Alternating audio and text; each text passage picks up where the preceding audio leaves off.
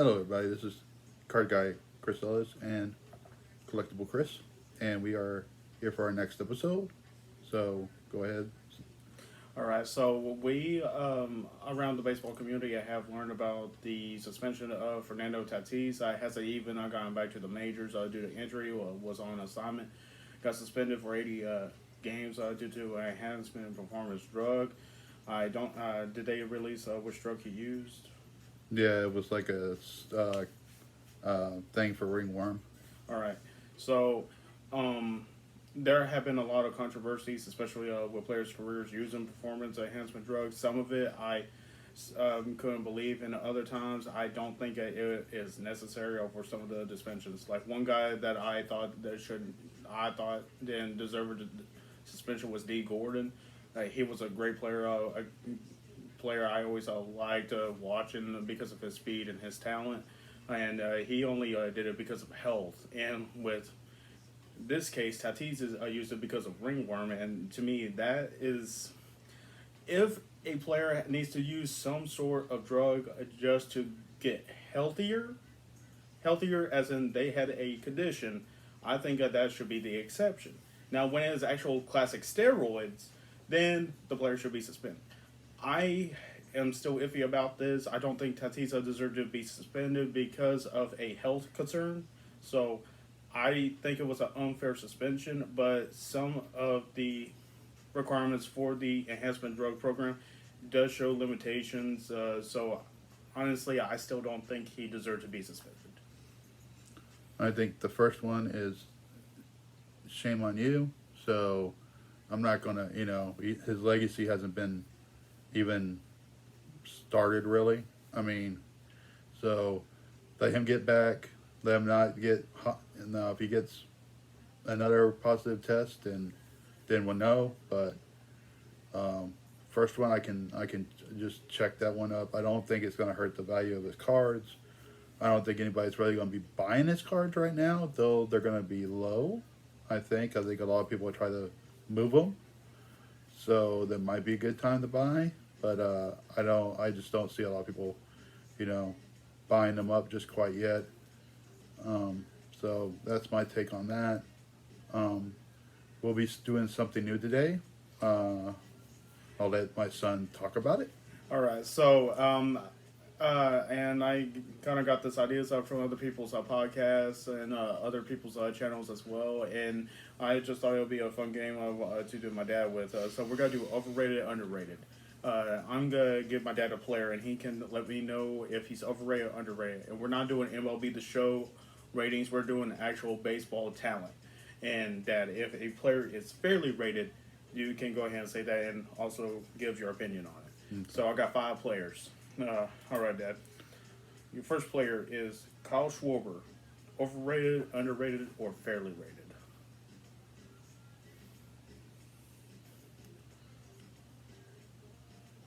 I think he's fairly rated, just because his batting average is usually not high. It's around like the 250s and lower, but he's a good production for RBIs and power. Not a great defender. Probably better being the first baseman than an outfielder.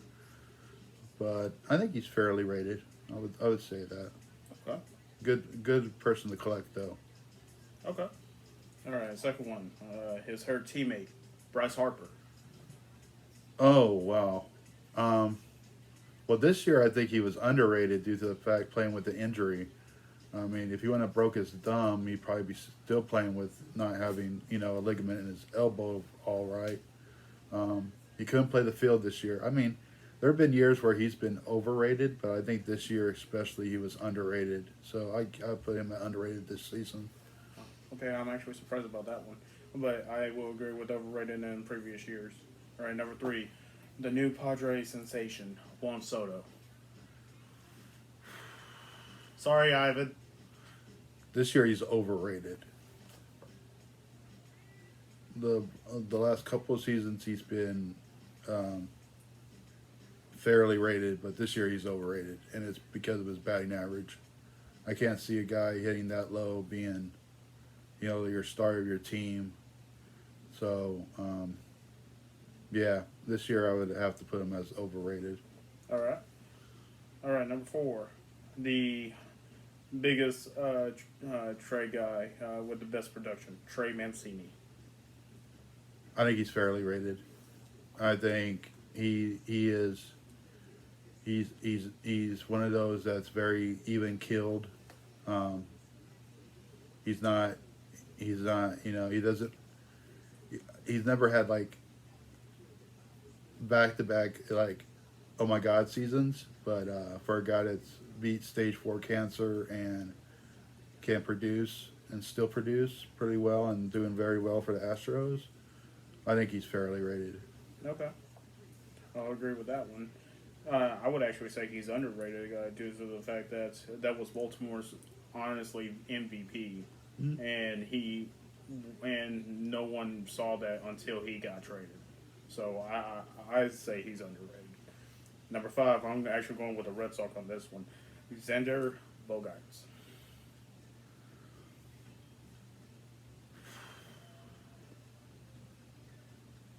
Overrated this season. And I think it's basically because of the contract talks.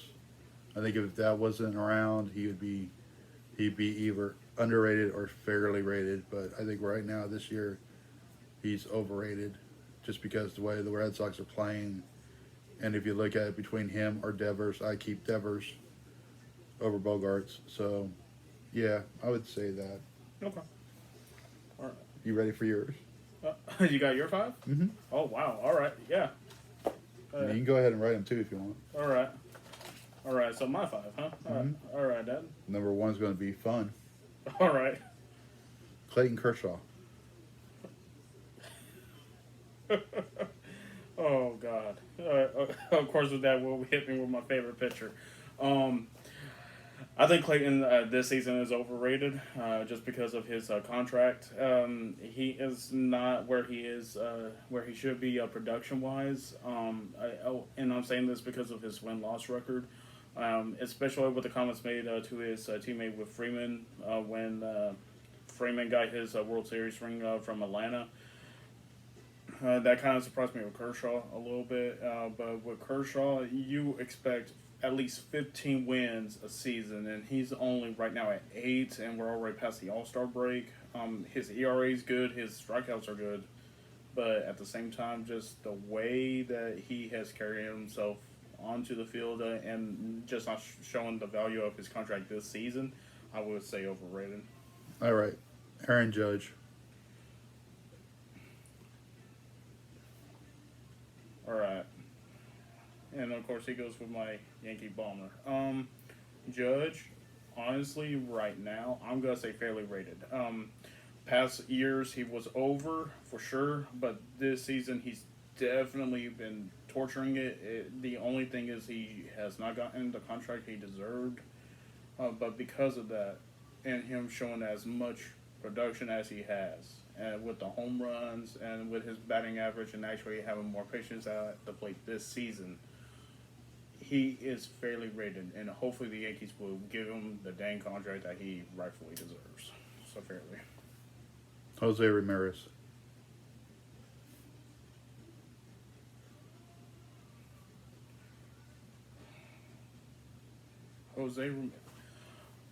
I have to say underrated. Because no one expected Jose to actually be the guy that he is right now. Just the fact that he is not talked about and hasn't been talked about for the past years, and now he's literally dominating the AL Central with a good perspective batting average that matches to Aaron, more RBIs, and just carries the Guardians team the way he is.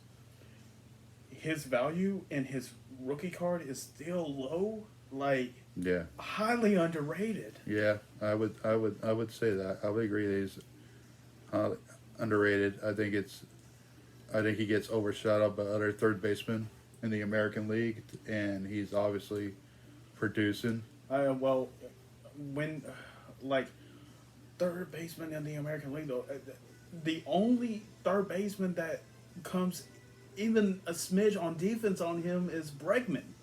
Yeah. And Ramirez is actually a Gold Glove candidate in third base. So, like, honestly, I think Ramirez is top two in defensive third baseman. I cannot see any other person. Like, the Yankees don't even have a solid third baseman. Yeah. Yankees don't have a solid third baseman. Baltimore has a great defensive third baseman, but doesn't have great production numbers. So Ramirez is top two. I mean, Devers is probably the only person hitting, but I mean, I agree with you. I mean, I would put Ramirez over Devers, but I mean, just saying that look at the third baseman in the American League. You got Devers, you got Bregman. If Bregman is healthy, Oh yeah, if Bregman's healthy, he got if Chapman just hit his 23rd home run, so he's getting back. Yeah, but he's still with Oakland though, right? No, he's with Toronto. Oh, he's with Toronto. Okay, so Chapman in Toronto, that's good. I mean, he's in a good hitter's ballpark too. So, but Chapman also had that injury at the beginning of the season, so that's what hurt him. But no, when we talk about production and defensive wise, Ramirez is the top third baseman, and no, I don't think he still doesn't get enough credit. Oh no, I agree with you. So that's what, 3? Yeah, that was 3. Let's see, number 4. Let's go. Trey Turner. Trey Turner for the Dodgers, right? Yeah. I honestly think he's highly underrated. He is the quickest freaking fielder I have ever seen. Like, golly, like your era had Ricky Henderson. Our rookie, speed wise in the outfield, in the field is Trey Turner. Like, he is insanely quick. He's insane in the game too. Yeah. Oh my. That's the one guy that gives me the most trouble when I face the Dodgers. But like, he is so underrated. Like, he does good. He has good numbers. He is patient. He has the less strikeouts on the Dodgers. He has 10 home. He averages 10 plus home runs every year. Even when he was not with the freaking Dodgers, he was still doing numbers. And he has been more patient. And he actually has been patient on bases, on stealing, because if I remember correctly, he's not first in steals, but he's second. I just cannot remember who's first. First, I think I can't remember right now off the top of my head, but I know. Yeah, but Turner's second. Yeah. And so, and but his steal percentage is 98%. So, like, Trey is underrated because without Trey Turner, who would steal for the Dodgers? And it's not gonna be Mookie, because that's their best hitter, and they don't want him to get hurt. Justin is not even fast, and still hits and gets the run when Turner's on the. If Cody Bellinger's healthy, if Bellinger's healthy, then that's another good steal guy. But he hasn't been healthy for a while. I mean, he did steal a couple bases I saw the other night, but. Yeah, but if you want to keep your top guys, Trey Turner is underrated. I agree with that. Definitely, he should. Yeah, he's definitely underrated. All right, then number 5 on me. Who'd you got this time? That was a good one. I love that one. Let's see. Let's talk about.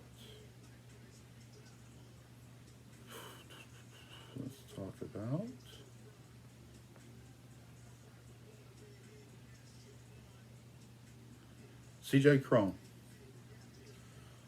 Ooh.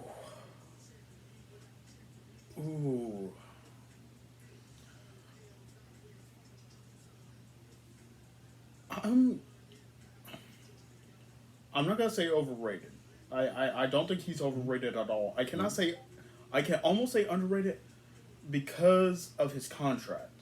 So I'm gonna go with fairly rated, because this guy averages 20 home runs every year, averages 80 plus RBIs almost every year.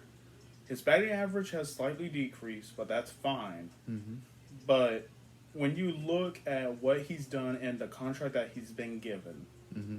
I say he is fairly rated, mainly because, I mean, that's your home run guy, and everyone thought that would be Charlie Blackmon. But Blackmon is getting up there in age, and Cron is low 30s right now in age. But the fact that he's producing what he's doing in Colorado, and the fact that Blackmon is the locker room general for the Rockies, but Cron is like the sergeant. So I think he's fairly rated. Definitely not a highly collectible guy, unfortunately. But the fact that he's been moved around and it has happily stayed in Colorado and Yeah. loves it, like you cannot say he's overrated. You No. can say you can make a case for underrated, but I think he's fairly rated. He's more one of those fan favorite guys. You know, Yeah. he's not going to be in the Hall of Fame. He's not going to be your every year All Star. I mean, he made the All Star team this year, Thank God, he rightfully deserving. and yep, he deserves making the All Star team. You know, I would always put him in that, like, you know, just right below under, you know, a little bit with the underrated he can be, because he's pretty much hit everywhere he's gone with home run, with power, and driving runs. So, but yeah, I would agree with you on that. He's either fairly or right underneath it. So, All right, all right, Dad. I got one more for you, okay, and something I haven't thought about, but I think we should talk about it, especially since I listened to someone's comments on this. I'm gonna call this Hall of Fame bound. okay. All right, so a new segment. So y'all get in one new episode, Hall of Fame bound. You tell me if they're Hall of Fame deserved, but you also have to let me know if they're a first ballot Hall of Famer, or they are at least gonna get the votes to be in the Hall of Fame. Oh, okay, okay. So the guy that actually is going in next year, and I've seen a lot of people say he's not a Hall of Famer, Okay. and we both like him. Okay. Carlos Beltran. Hall of Famer. Okay, first ballot or later on. He'll get. I would say he gets on with the first ballot, just because there's not many people that are. There's a lot of people that are multiple there, but it's just going to depend on how the writers see the whole controversy with him, with the win thing with the Astros or whatever. But to me, he's a first ballot Hall of Famer. His numbers are. What, they still mad at him for striking out in the NLCS? I mean, the guy. If you look at the guy's playoff career, that he had one bad game. Everything else, he's been pretty on. So. I mean, 400 plus home runs, has the RBIs, has the high end batting average at a lifetime 304. Played on some bad Royals teams. Yes. I mean, early on in his career, and then he went to places and helped places win. So, I mean, And he was considerably the best outfield yeah, out in Kansas City, because you told me it was Johnny Damon, Carlos Beltran, and Jermaine Dye. Yeah. Who is the quickest? They should have. If the Royals had them in their World Series championship win back in 2016, if Yeah. you had them on their prime, that was basically the team. yeah. So I agree with that. I'm saying Beltran, a Hall of Famer. All right. So he could make first ballot, but not 100% certain. Right. Okay. Now the second one. Retiring after this season. And I'm not going with Pujols. I'm going with his teammate, Molina. He's a Hall of Famer, but he won't be first ballot. He'll be either second or after that. But he's a Hall of Famer. All right. Is it because of his defensive position, or are you actually going for overall production? I'm probably going to go with his mainly hitting. I mean, he's had some good years, but I mean, no one can doubt him as a defensive player. So, I mean, he's a Hall of Famer. I mean, period. Okay. I see him as a Hall of Famer. Okay. There's not many catchers in the Hall of Fame, so. I mean, I think when Piazza got into the Hall of Fame, everyone just kind of looked at power production instead of Oh, he wasn't defensive. a defensive catcher. We all know it was mostly power. Because, like, you look at great catchers. I mean, of course, you got the great Yogi Berra. I mean, he was a good defensive catcher, but of course had the home runs and everything. But you also look at another Yankee, Jorge Posada, wasn't a home run guy, but was a good defensive catcher with shy of 200. I think home runs. I think he'll make it in due to the Veterans Committee. Okay. I think him and Bernie Williams will both make it because of the Veterans Committee. Oh yeah. No, Bernie Williams should be in the Hall of Fame. I mean, He was the producer for those early Yankee championship teams. So Okay. But I'll agree to that. anything else? Nah, I thought that was a good little. All fun right, thing. everybody. Well, this is Card Guy Chris Ellis. You also can see Chris Ellis Card Guy on Facebook, and this is Collectible Chris, and you can find his stuff on. TikTok, and I will be posting more stuff lately. I'm actually getting a lot more stuff in, and I'm also going to be doing some trades as well. Be looking at for a new series on my TikTok. I'm actually going to be collecting memorabilia again if I can afford it. And I actually got a Baltimore Ravens commemorative Super Bowl helmet, which I will show soon. All right. So, everybody, we'll talk to you later, and have a great day. Bye.